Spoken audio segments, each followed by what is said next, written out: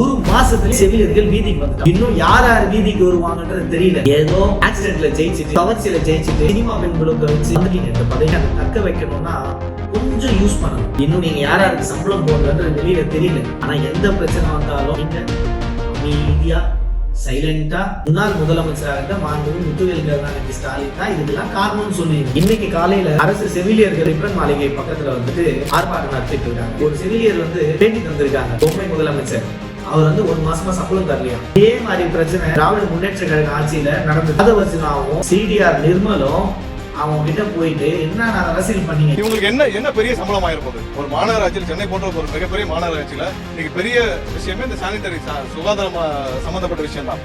தமிழகம் முழுவதும் மிகப்பெரிய போராட்டத்தை தமிழக வெற்றி கழகம் முன்னெடுக்கணும். இப்பதான் பொதுச் செயலாளரும் பதிவு பண்ணாரு. எவ்வளவு நாடகம் பண்ணீங்க. இப்ப போவீங்களா அந்த செவிலியரை கூப்பிட்டு குறைய கேட்பீங்களா?